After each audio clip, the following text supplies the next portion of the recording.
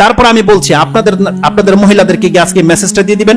মুসলিমে রয়েছে রাসূল সাল্লাল্লাহু আলাইহি ওয়াসাল্লাম বলেছেন, প্রত্যেকটা প্লেট, প্রত্যেকটা গ্লাস, প্রত্যেকটা পাত্র যা আপনি ব্যবহার করেন, হাত্তা চামচ যেটা যা কিছু আছে যেটা আপনি ব্যবহার করেন, লবণের বাটি পর্যন্ত, সেটাকে উপর করে রাখবেন। খালিটা হলে উপর করে রাখবেন, আর না হয় যদি কিছু থেকে থাকে সেটাকে ঢেকে রাখতে হবে। রাসূল বলছেন একটা কাঠির টুকরোও যদি হয় আপনাকে ওটা উপরে দিয়ে রাখতে হবে। কেন?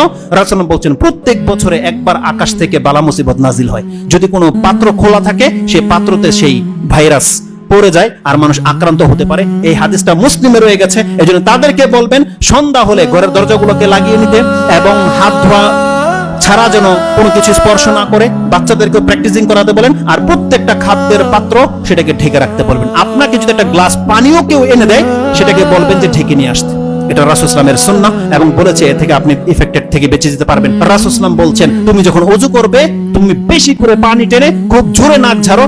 তার মানে কোন ব্যক্তি সিয়াম নেই, রোজাদার নেই, তার মানে কতটা প্রেসার দিতে বলেছে এই ক্ষেত্রে যে পানি তোমার হলকে চলে যাক, এত বেশি তুমি পানি টানো এবং নাক ঝাড়ো, এটা একান্ত জরুরি। দ্বিতীয়ত রাসূল সাল্লাল্লাহু কি বলেছে, যখন কোনো ব্যক্তি ঘুম থেকে ওঠে সেজন্য তার হাতটাকে পাত্রে সরাসরি না ডুবিয়ে দেয়। কেন? কারণ তুমি জানো না রাতে তোমার হাত কোথায় ছিল।